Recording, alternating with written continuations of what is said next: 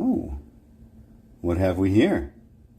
Some Spanish-style vermouth, a delightful fortified white wine with just the perfect balance of sweetness, bright citrus, and both bitter and refreshing herbal notes, with some ice, and just a twist of orange. What's not to love about that? Oh, and it's homemade.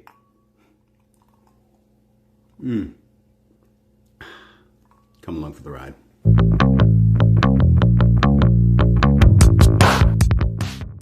Hey now, today we are engaging on a journey to try to make some vermouth. This is actually not a beverage I have a lot of experience with, but my buddy who's hiding back over there was recently on a trip to Spain and apparently drank the country dry of vermouth, and now we need to make some. So this is going to be a little bit of a process where we're actually going to be making some kit white wine to use as the base for that. We're going to be making a botanical infusion that we'll be adding to that along with some sherry and some other fun stuff. So I don't know, going to be a good little experiment. Okay, so this is not going to be a video on how to make a wine kit.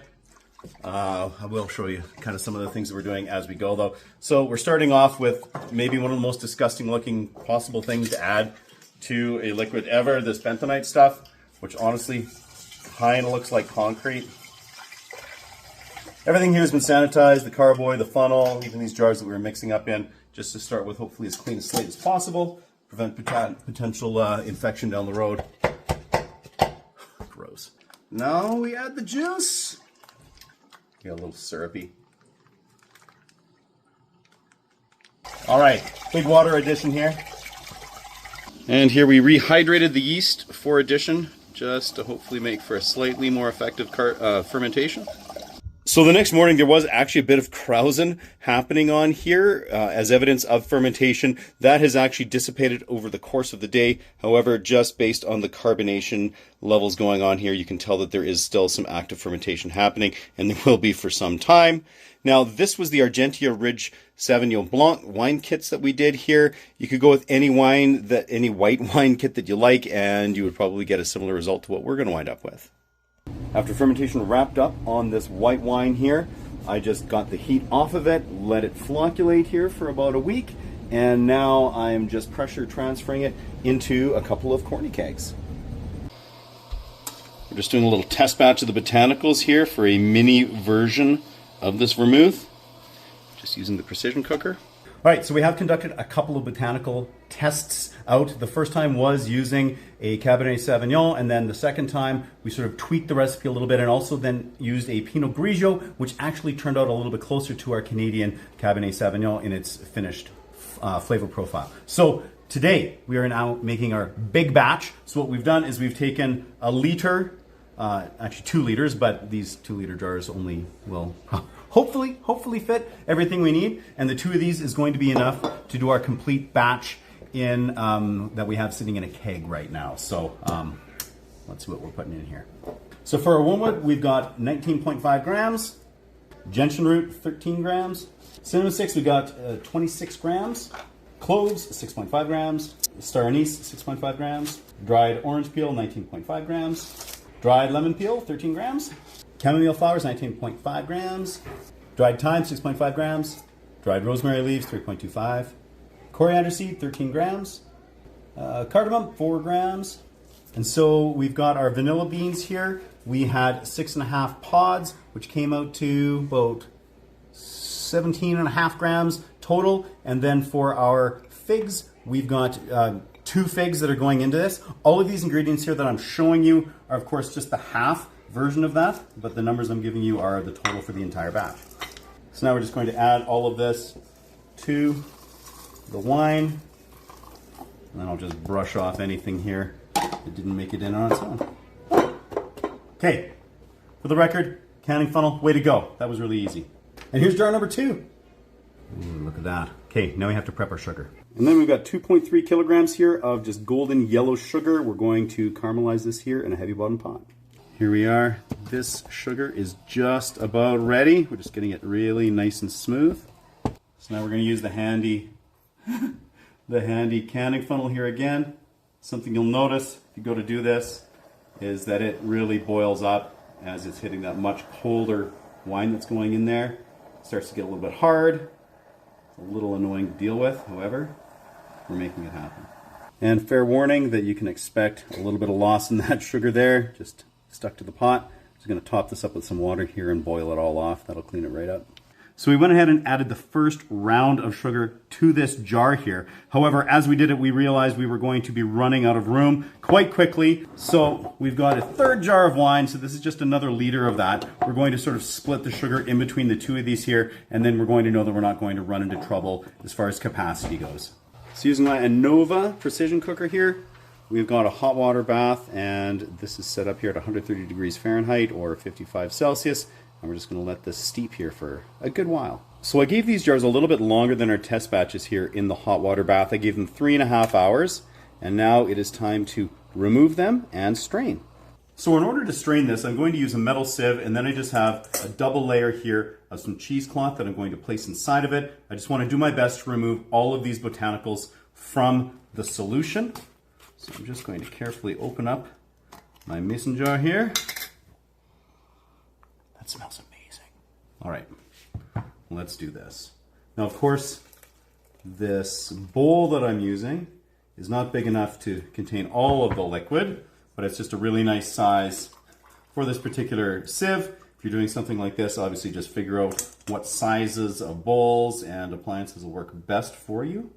And then I'm just temporarily transferring the liquid into a larger vessel and carrying on. So now that I have all of the liquid out of that jar, I've actually gone ahead and rinsed it out so that it is going to be nice and clean, because I'm going to be adding this liquid back to it here right away. Now I should mention I'm obviously, in case you can't tell, not super worried about sanitation yet, because we are going to pasteurize all of this liquid after we have it strained. So I'm just repeating the process here with the second jar. One nice thing too about going with that 130 Fahrenheit or 55 Celsius degree range here is that I can handle the jars as soon as they've come out of that hot water bath. They're not super hot. I don't need to worry about working with oven mitts or anything like that. All right, so one thing I'm going to do now is I actually have an extra jar, and I'm going to be leapfrogging these jars here. What I have here, so this is all nicely cleaned out, and I took some cheesecloth here. I have it quadruple layered, so 4 layers of it, and I'm going to do one final strain. I'm just using the ring of this to hold this in place so that I'm not worried about the cheesecloth trying to fall in or anything like that. And we're just going to see if we can get any of the other finer particulate caught here. I did see the odd tiny little thyme leaf or something like that it somehow made it through, but we're going to take care of that now. All right, so I've got my 3 jars here. I managed to even them out quite a bit. These are all sitting right around just under 1,400 mils per jar. Now, we had actually toyed around with the timing for our brandy and sherry additions. We had contemplated maybe doing it when we were combining everything with the wine. That's not actually happening today. However, I've got a decent amount of headspace in these jars, so I'm actually going to be mixing it together and then putting it into these, if nothing else, to get rid of some of that headspace. So let's go ahead. Now, rather than doing this by volume, I'm actually going to do it by weight. We had planned this out based on milliliters. However, we're going to do it by weight, counting 1 mil for 1 gram. I know that's probably not completely exact with the weight of the alcohol, but we're going to run with that anyway, because if it winds up being a little bit more or less, I don't think it's going to be a big deal. So with our sherry, we want 650 grams is what we're after. So I'm just going to do part of that right now. I'll have to do this in 2 batches. I'm going to mix everything inside this large glass jar here. Get the rest of it. So there's our sherry addition. And now for brandy, we're going with 390. Here we are. This is what I'm going to pretend is a very thorough mixing. Doesn't matter, this is all going to go into one vessel together later on anyway. So that's good enough for that. And now let's top these up a bit. All right, so now that we have that in there as well, let's get these back into the hot water bath so that we can pasteurize. So I've had these hanging out in the water bath here at 150 Fahrenheit or 65.5 Celsius. I've given them a few hours, so at 3 hours here, these should be really nicely pasteurized. And I'm just going to bring them out, let them cool down. So I've got this keg here, and I'm going to pressure transfer it, which is something I typically do with my homebrew beer and meads and stuff like that. After the clarification process, I've got a shortened dip tube in here, and I'm going to use CO2 to push this wine into this other keg here. I've got a whole video on that process on the channel if you'd like to check it out. But what I need to do in addition to that is I need to get all of my just flavor country here into this. So the plan is I've already Star San sanitized this keg. It's good to go. All right, so I've got this little mask on here just so I don't accidentally breathe anything into this keg. I've removed the lid from this keg. This has all been sanitized around the exterior. What I'm going to do is take all of flavor country, and again, this was all the botanicals, the sugar, there's sherry, brandy, all that fun stuff in there. We have almost 2 liters of that, times 3. I'm going to pour this all directly into here, and then we're going to be transferring the wine on top of that. I also shook these up because these had obviously sat during that whole last process there, and a little bit of the sugar seemed to just kind of be sitting a little heavier on the bottom. All right, there we go. Now, so I'm just going to cover this up so that nothing can kind of fall in here. I've got my gas hooked up to this keg. So right now that wine is being pushed into here. The reason that I'm leaving this lid off for now is so that I can actually keep an eye on it, because I have more volume between what was in this keg and what was in those jars than this keg can handle. I don't want to have everything overflow. So this way I'll be able to keep an eye on it and just kind of catch it right before it gets to the end. Now I realize here that I'm actually allowing oxygen to enter the system here, just because even though this was initially flushed with CO2, I'm sure we're getting a little oxygen in there, and that's something I typically completely avoid with my meads and my homebrew beers. However, for this, oxygen is actually handy for the oaking that we're going to be doing here. I do want a little bit of oxygen in there because that is part of that process where that helps everything react with the oak and create those vanillins and all that kind of thing. So that's fantastic. Taking a peek here, we're about halfway through, so it's probably time to explain the oaking situation. So for this, I've got 50 grams of, these are French oak cubes, and I have 50 mils of brandy in here. And this has just been soaking away. They're completely saturated with that brandy, and they're going to be going into this future vermouth in this Star San bucket here. I've got this really cool, this is a stainless mesh cylinder that is typically used for dry hopping and stuff like that. I've got it in here sanitized, and those cubes are going to go in there. In addition to that, with the lid, I've got some dental floss. Yes, I guess floss your teeth. It's good for the mouth.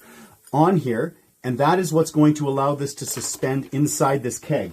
This did initially come with the stainless chain. However, I want that floss to come up and out and then engage the lid, and it's not going to break that seal. So it's going to allow me to have that mesh container of those oak cubes kind of roughly the middle of the keg, just maybe for a little bit better distribution. So that's the plan. All right, so I've got this. It's probably about 1.5 inches from the top, so that's going to be good for that. Now, one thing I do want to do is take my sanitized lid that's in here. I am going to get this back on here and just roll it around for a little bit, because I do want to get a control, what I'm going to call a control for this oaking phase. So I'm just adding a little bit of pressure here to the keg so that as I mix it all up here and roll it around, I'm not going to accidentally have any leakage. And for that control, I'm just going to use a sanitized swing top bottle here. This is just like a little mini one that holds in that like sort of 300 ml range here. Just going to mostly top that up. And this will be something that we can use to compare the oaking to the original. All right, so I've got that lid back off. It's covered up for the moment, and I'm just preparing for the next phase of this operation. So I have my lid with the dental floss on there, all prepared. I've got my sanitized mesh bag. Now I am going to be adding all of this, including any of that brandy that's in there. So that's why I'm going to be adding it over top of here, in case any of that liquid was going to be high enough that it would try to flow over the top of that base. And there we are. Okay, nice and secure, and let that descend. I'm going to say right about there is good. I also have the keg lid sitting in this star sand here. I'm just going to go like that, clamping that on. And I am, even though that lid gasket will probably hold that dental floss in place, I am just going to tie it around the pressure release ring on here, just so it doesn't have a chance to settle all the way to the bottom. And so things are tidied up here. I've got this labeled as this vermouth. So my plan here is every day or two, I'm going to take this, I'm going to agitate it a little bit, kind of help the liquid on the inside come into greater contact with the oak cubes that are in there. And we're just going to see how that goes. Probably every 3 or 4 days, have a little taste just to see how it compares to this, well, I mean, to this control, which we should probably sample. Just the tiniest of tastes. So. Oh, that has got some richness and depth of flavor in there. That is amazing. Never would have even guessed that this was this original white wine that we made. Okay, very excited to see just some time for this to meld together and what some oak does to it. So let's be patient. Well, we are down to bottling day here. And so I'm doing that actually with my Blickman beer gun because that's affording me the opportunity just to purge these with a little bit of CO2 as we fill. Probably not 100% necessary, but since we've got the tool, we're going to use it here. Going to get all of these bottles filled. We sanitize these with star sand, drain them out, filling up with some of this sweet elixir here. We're going to fill them up just to about so. Then we can cork them, just like that. Get a cork on, and here we are. Repeat. After bottling, we got our own little labels made up here with room for both the year as well as the batch number for that year. And even though we use those synthetic corks, we did use some shrink caps on the top here. It's really just, you know, an aesthetic thing. Looks really cool. But now we taste. And we've come back full circle. So let's do this. This vermouth is awesome chilled down. So we'll just get a nice ice cube in there. And we'll get ourselves a nice big slice of some orange peel here. We'll give ourselves just a little twist. Trying to channel my pretend inner bartender here. And there we are.